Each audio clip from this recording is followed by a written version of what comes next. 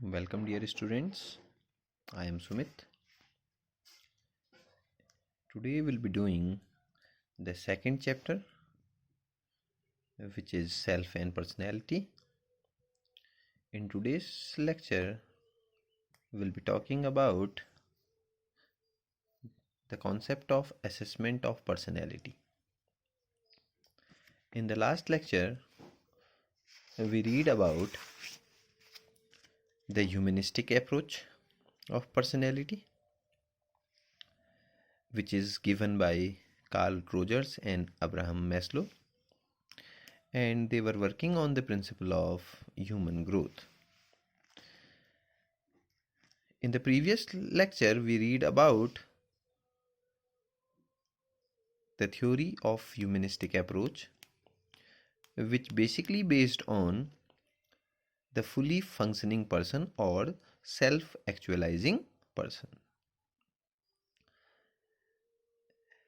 and assumption about the human behavior. In the last lecture, we also deals with the concept of self and the Maslow's concept of self-actualization. And the Maslow concept is a hierarchy theory which is based on many needs. A pyramid shaped structure is formed in which there is different types of needs like physiological needs, which is the food and shelter, the basic needs, then security, then belongingness, then self-esteem, and finally the self-actualization need. And we know that the self-actualizing means, or self-actualizing person means which have or which got the highest potential, which attained the highest potential. So in today's topic, we will basically talk about the assessment of personality. So the today's topic is assessment of personality or personality assessment. Basically, assessment of personality is to predict the human behavior by measuring the use of some methods. There are many types of methods, and from these methods we will assess the personality. It will be covering basically three approaches, and these approaches include: number one is self-report measurement or self-report measure. The second one is projective techniques, and the third one and last one is behavioral analysis. So there are three approaches: self-report measure, projective techniques, and behavioral analysis. So the first one is self-report measure. This concept is very important concept, self-report measure. It basically deals with or dealing with the paper pencil test. It is a type of test which include a paper and a pencil or a pen, in which there are a questionnaire is there. A questionnaire is there, and we have to answer the questionnaire. The questionnaire is about ourselves or myself. In this method, where I as a person am supposed to report my own experience. इस test में मैं ही शामिल हो रहा हूं, और suppose मैं as a person इस टेस्ट में शामिल हूं, तो मुझे एक क्वेश्चनायर दिया गया है जिसमें मुझे अपने बारे में बताना है. उसमें कुछ क्वेश्चंस पूछे गए हैं, यस एंड नो टाइप या कुछ और उसमें मैं अपने हिसाब से कि मैं उन क्वेश्चंस में के बारे में क्या सोचता हूँ, या वो क्वेश्चंस मेरी पर्सनैलिटी को किस तरीके से डिफाइन करते हैं, तो मैं उस क्वेश्चंस के आंसर करता हूँ, उसके बेसिस पे ही मेरी पर्सनैलिटी जो है वो डेवलप होती है, या उस पर्सनैलिटी का हम लोग असेसमेंट लगाते हैं. It is a very very structural technique, and this technique have very clear objective measurement, very very clear objective, very very structural. The structure of the test, जब भी हम टेस्ट के स्ट्रक्चर की बात कर रहे हैं तो एक पर्टिकुलर क्वेश्चन आयर बनाया गया है, वो इसका एक स्ट्रक्चर है. क्वेश्चन कुछ भी हो सकते हैं, है ना, किसी भी पर्टिकुलर प्रॉब्लम के बारे में हो सकते हैं, और उन क्वेश्चंस के जो भी हम आंसर देते हैं उनके बेसिस पे हमारी जो पर्सनैलिटी है उसका असेसमेंट किया जाता है कि भाई हम किस तरीके की पर्सनैलिटी के पर्सन हो सकते हैं, या कोई भी इंडिविजुअल किस तरीके की पर्सनैलिटी को बिलोंग करता है. सपोज हमने एक क्वेश्चन दे दिया, लेट अस सपोज उसमें एक क्वेश्चन था कि भाई what do you think about Pakistan, Pakistan के बारे में क्या सोचते हैं. अब इसमें आपके अपने अपना लोगों की थिंकिंग है, ये यस नो टाइप तो नहीं है, लेकिन इसमें कुछ कह सकते हैं कि भाई वो हमारा एक नेबर कंट्री है. कुछ लोग इसमें ये भी असेसमेंट करेंगे कि जो टेररिज्म है उसको ये प्रमोट कर रहा है. तो अलग अलग तरीके की थिंकिंग जो है हर एक इंडिविजुअल की सेल्फ की हो सकती है, और वो उस हिसाब से उसके एनालिसिस को, उसके बारे में अपनी सजेशंस देगा या अपने आंसर्स देगा, और उस आंसर्स के बेसिस पे उसकी पर्सनैलिटी को हम डिनोट करेंगे. So self report measures is basically dealing with the paper pencil test, where I as a person and supposed to report my own experiences, and it is a proper quantitative scoring technique. इसके basis पे हम कोई proper scoring, अब देखिए इसमें कुछ हमने quantitative analysis भी कर दिया, क्वांटिटी हम मीजर कर रहे हैं, measurement is there. Let us suppose for an example, suppose personality को हम दो एस्पेक्ट में डिवाइड कर देते हैं, एक दूसरे के जस्ट रिवर्स हैं. एक है एक्सट्रोवर्ट, एक है इंट्रोवर्ट, है ना. Extroverts are very very social person, जो आसानी से किसी से भी बात कर लेते हैं, कोई भी बात पे बात कर लेते हैं. And another one is introvert which is very very Sai in nature, जो बहुत ज़्यादा लोगों से घुलते मिलते नहीं हैं, बहुत ज़्यादा लोगों से अपनी बात जो है वो शेयर नहीं करते. अब सपोज इसको हम स्कोरिंग प्रिंसिपल पे लगाएं, और स्कोरिंग इज 9. सपोज अगर किसी इंडिविजुअल का इस टेस्ट में स्कोर 9 आता है आउट ऑफ 10 और आउट ऑफ 15, तो उसको हम एक्सट्रोवर्ट कह रहे हैं, 9 और मोर देन दैट. और अगर उससे कम आएगा 1 2 3 4 5 6 7 8 कुछ भी, तो उनको हम किस कैटेगरी में कैटेगराइज कर दे रहे हैं, इंट्रोवर्ट. तो ये एक तरीके से इसकी क्वांटिटेटिव अप्रोच भी है. सेल्फ रिपोर्ट मेजरमेंट की एक और ख़ास बात होती है कि it does not considering the past. इसको पास्ट से कोई लेना देना नहीं है. अभी हम सेल्फ में पास्ट में क्या हुआ था क्या नहीं हुआ था, इससे हमें क्या मीनिंग है भाई. हमें एक पर्टिकुलर क्वेश्चन आयर दिया गया है और we have to answer according to our experiences, according to our thinking. So it is not considering the past and unconscious, it only considering the conscious aspect about personality. ये conscious जो भी अभी हमारे at present हमारे brain में है वो conscious nature है ना. Unconscious which never will become conscious, कोई ऐसी पार्ट जो कभी भी आपको कॉन्शियस नहीं हो सकते, वो अनकॉन्शियस है ना. सपोज कोई सपोज मैंने एक दिन क्लास में भी आपको एग्जांपल दिया था कि भाई एक अभी अगर मैं आपसे पूछूं कि एक बार आप 1 महीने के जब थे आप बच्चे, और उस समय एक दिन आप बड़ा रो रहे थे, क्यों रो रहे थे, तो आपको क्या पता भाई, आपको क्या, हमें क्या मालूम भाई, 1 महीने में मुझे क्या पता, कुछ होगी reason, you do not know about the reason. So वो जो ब्रेन है वो अनकॉन्शियस ब्रेन है, वो जो चीज़ है वो अनकॉन्शियस है. अनकॉन्शियस कभी भी कॉन्शियस जो है वो नहीं हो सकती है. So it do not deals with the unconsciousness, it only deals with or only consider with the conscious aspect about the personality, and it always depends on the trait approaches. किस पे depend करती है? Trait approach. ये तो इसकी कुछ अच्छी बातें हैं सेल्फ रिपोर्ट मेजरमेंट की। Some of the drawbacks are also there. The first drawback is the social desirability.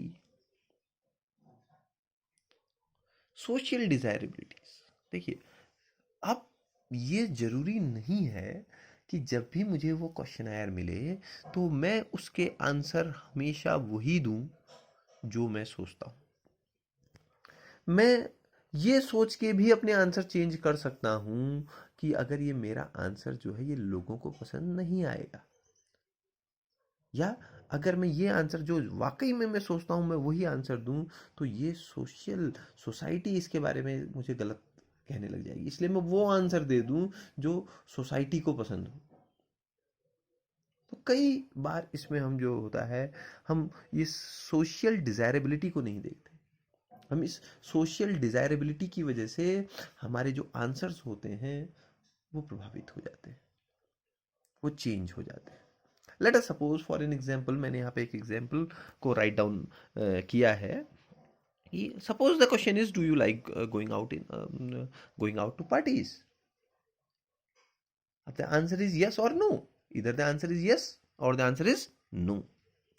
But suppose मुझे ये क्वेश्चन आयर मिला और suppose I want to mark no, I want to answer no. मैं ये कहना चाहता हूँ कि भाई मुझे पार्टीज में जाना बहुत पसंद नहीं है, लेकिन इस सोशल डिजायरेबिलिटी की वजह से मैं सोचूंगा कि भाई people think that I am not a normal person. कैसा आदमी है भाई, ये तो पार्टीज को पसंद नहीं कर रहा है, ये आदमी है, पागल है ना।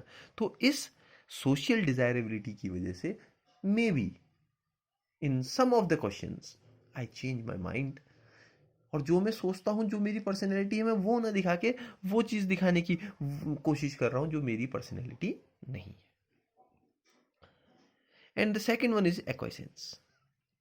एक्विसेंस क्या है? It is the marking of the same kind of answer all throughout. Again इस पे भी हम एक एग्जाम्पल के थ्रू इसको समझते हैं, एक्विसेंस के एग्जाम्पल को। क्या एग्जाम्पल है? समटाइम्स हमें कुछ एमसीक्यूज मल्टीपल चॉइस क्वेश्चंस दिए जाते हैं किसी पर्टिकुलर एग्जाम में। हम आप लोगों ने भी इसको नोटिस किया होगा, किसी एग्जाम में हम जाते हैं और वहाँ बहुत सारे सपोज पूरा जो पैटर्न है वो एमसीक्यू पैटर्न पे है, 100 क्वेश्चंस हैं और सारे क्वेश्चंस जो हैं वो किस पे डिपेंड है? सारे क्वेश्चन जो हैं वो एमसीक्यू बेस्ड हैं। हर एक क्वेश्चन के हमारे पास 4 ऑप्शन है, देयर आर 4 ऑप्शंस। अब ये कुछ ऐसा एक हमारे पास एक ऐसा एग्जाम आया है जिसमें से हम बहुत सारे क्वेश्चंस के आंसर नहीं जानते। Late us suppose out of the 100 questions हमको 50 क्वेश्चंस हमको या 60 क्वेश्चन हमको आते थे, हमने उनका आंसर कर दिया।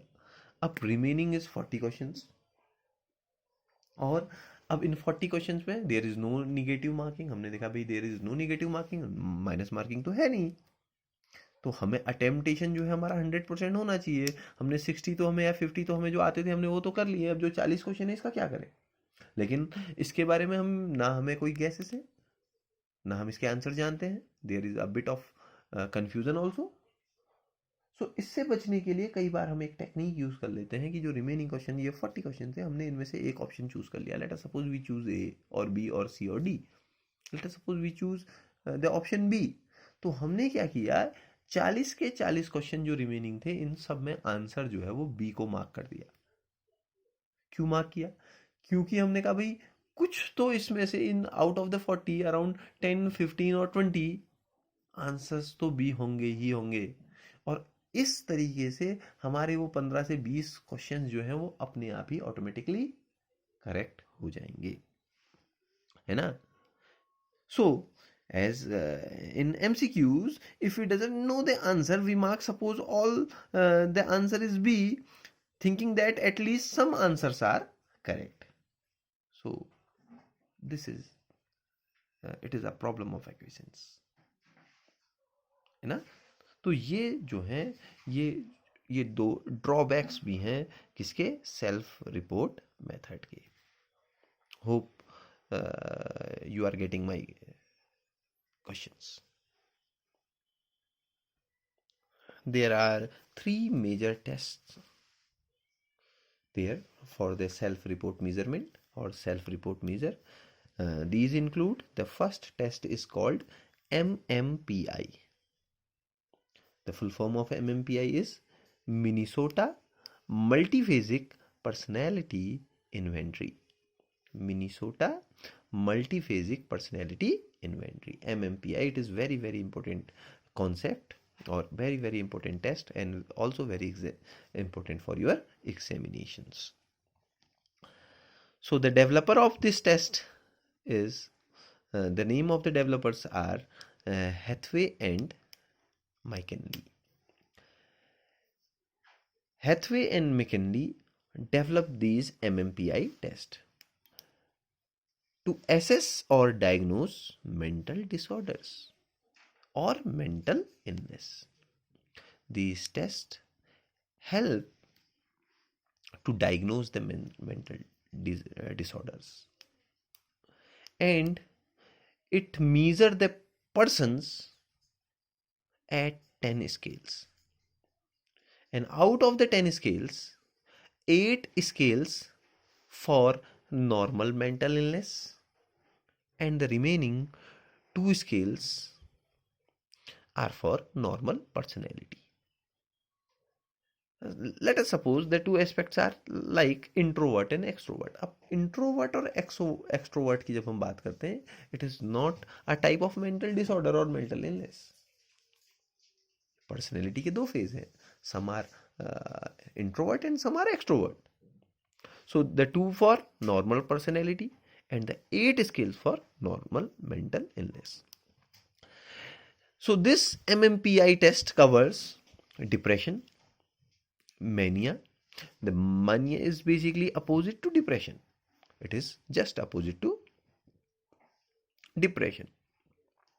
It is somebody who is very, very energetic, excited, always with good mood.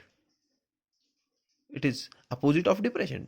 Depression person and मानिया पर्सन जो है, दोनों एक दूसरे के जस्ट अपोजिट है. कोई ऐसा पर्सन भाई जो हमेशा एनर्जेटिक रहता हो, हमेशा एक्साइटेड रहता हो, हमेशा उसका मूड आपको अच्छा दिखे, तो वो जो है मानिया है ना.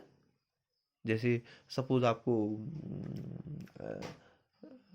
You look at Ranveer Singh. Ranveer Singh को जानते हो? हाँ, हीरो. तो रणवीर सिंह को अगर आप देखेंगे तो मानिया person, very very energetic, very very excited, very very mood efficient person. और आप कोई भी एग्जाम्पल इसमें देख सकते हैं. It have almost 567 items. इस एस्पेक्ट के अंदर मोर देन 500, अराउंड 600 आइटम्स को इन्होंने MMPI टेस्ट में कवर किया था. इसी टेस्ट का एक इंडियन एडेप्टेशन भी है. Indian adaptation of this test is developed at Jodhpur and it is developed by Malik and Joshi, and this test, the Indian adaptation of MMPI test, have around 100 items. So now the second test is EPQ. The full form of EPQ is Eysenck Personality Questionnaire. It is developed by, देखिए जो ये नाम आया है Eysenck, ये इसके developer का नाम है. तो it is developed by H.J. Eysenck. And according to this approach, EPQ test और EPQ approach, there are basically 3 dimensions of personality. Out of the 3 dimensions, 2 dimensions are also there in MMPI, and it include an extra dimension of personality, and the extra dimension of personality is called psychotism. साइकोटिज्म जो है, ये इसमें एक extra add हो गया. बाकी इन 3 dimension में से 2 डायमेंशन जो है वो MMPI टेस्ट में भी थे. These dimensions include introvert, Extrovert is the first dimension. The second one is emotionally stable and emotionally unstable. And the third one is psychotism. Introvert, extrovert, emotionally stable and emotionally unstable, ये include थे एमएमपीआई में भी, लेकिन ये जो तीसरा है साइकोटिज्म जो है ये इसी में इंक्लूड हुई है, ये एक्स्ट्रा है, ये इसमें ऐड ऑन हो गई। इंट्रोवर्ट एक्सट्रोवर्ट का मीनिंग आप समझते हैं, इमोशनली स्टेबल और इमोशनली अनस्टेबल। कुछ लोग अपने इमोशंस को कंट्रोल कर लेते हैं, controlled emotions are there, they are emotionally stable. कुछ अपने इमोशंस को बिल्कुल कंट्रोल नहीं कर पाते हैं, इमोशनली अनस्टेबल होते हैं, है ना। कई बार कुछ मूवी या कोई इवन कोई अगर ऐसी बात हो रही हो, कोई दुख भरी बात हो रही हो, तो वो तुरंत उनकी आंखों पे भी आंसू आने लग जाते हैं। और कुछ लोग बहुत ही खराब से खराब कंडीशन में, परिस्थितियों में भी दे लुक लाइक दे, उनको आप देखोगे तो ऐसा लगेगा नहीं, उन पे आंसू नहीं आएंगे, वो ऐसा कुछ शो होने नहीं देंगे कि उनको भी कोई पर्टिकुलर ऐसा बहुत दुख हो रहा है। तो ये दो अप्रोच तो आपको पहले से भी इसमें भी इंक्लूड थी। द थर्ड इस जो अप्रोच इसमें आ गई, जिसको हम साइकोलॉजी से ही बनी है, साइको, है ना। साइको, साइको पीपल, कई सारी मूवीज आपने देखी होगी जो साइको किलिंग, साइको साइको लोगों पे आई है। Psycho, these are basically the anti social people, they are doing some unhuman activities. और मैंने आपको एक सिंड्रोम भी बताया था जिसमें ये एंटी सोशल टेंडेंसी डेवलप हो जाती है। The syndrome is called Jacobs syndrome, and this syndrome is usually present in human male only, and the males, these type of males are called super males. So super males भी psycho males होते हैं, and 60% of these super males are either present in prison or in the psychiatric institution, पागल खाने में मिलेंगे आपको या जेलों में मिलेंगे। एनीवेज, ये सेकेंड अप्रोच थी। It includes around 90 items. So this the MMPI approach includes 567 item and it includes 90 items. The third approach is 16 personality factor questionnaire. 16 personality factor questionnaire, 16 PF or 16 PFQ. This test is developed by Cattell, and in this there are only 16 variables of personality is measured. इस approach में, इस test में 16 personality test, नाम से ही पता चल रहा है, देखिए पर्सनैलिटी को केवल 16 एस्पेक्ट्स में बांटा गया है। इससे पहले 567 अराउंड 600 एस्पेक्ट में या 90 या 100 एस्पेक्ट में इसको बांटा गया था। तो इसने क्या किया है, इसे समराइज किया है। मेन इस जो बड़े एस्पेक्ट थे 500 600 बहुत ज़्यादा एस्पेक्ट होते हैं, तो उसके हिसाब से इसमें क्या किया गया, पर्सनैलिटी के जो पर्सनैलिटी को है उसको बहुत ही बेसिक 16 पार्ट्स में डिवाइड किया गया केवल, है ना। और किसने डेवलप किया था, it is developed bye cattle. अब हर फैक्टर के कोई भी हम जो वेरिएबल कह रहे हैं उसके दो फेज होंगे भाई। अगर मैं 16 वेरिएबल कह रहा हूं तो बेसिकली इट इज 32 वेरिएबल्स, क्योंकि हर वेरिएबल के दो पार्ट होंगे, some parts are positive and some parts are negative. कुछ पॉजिटिव पार्ट होंगे, कुछ नेगेटिव फैक्टर्स होंगे। तो अगर इसके हिसाब से देखेंगे तो 16 के 16 पॉजिटिव और 16 negative, a total of 32 is there. So it gives an idea not just about personality but also the career assessment. इससे हम दो चीज़ें पता लग सकती, देखिए कोई भी चीज़ को देखोगे आप, हर चीज़ के दो इसमें हमें पार्ट दिख जाएंगे, है ना। वही बात जो हम कह रहे थे, जैसे emotionally stable unstable, introvert extrovert, है ना, हर चीज़ के दो। तो इस टेस्ट के थ्रू हमें एक तो भाई पर्सनैलिटी का, ह्यूमन की पर्सनैलिटी का पता तो चल ही रहा है, साथ ही साथ ये कैरियर का असेसमेंट भी करता है। आप suppose someone is very good, अब आप सोचिए कोई कोई पर्सन है वो स्पोर्ट्स में बहुत अच्छा है, हमें इस टेस्ट से पता चलेगा कि भाई उसकी जो लाइकिंग है स्पोर्ट्स है। तो भाई वो करियर में आगे बीपीएड करके या और भी कई तरीके के जो स्पोर्ट्स एकेडमीज को ज्वाइन करके अपने करियर को स्पोर्ट्स के फील्ड में आगे बढ़। किसी में कोई आर्टिस्टिक टच है तो वो उसी तरीके से अपने कैरियर को आगे अप्रोच करेगा। So this is all about the today's topic, assessment of personality. तो होपफुली आपको समझ में आ गया होगा। Thank you so much.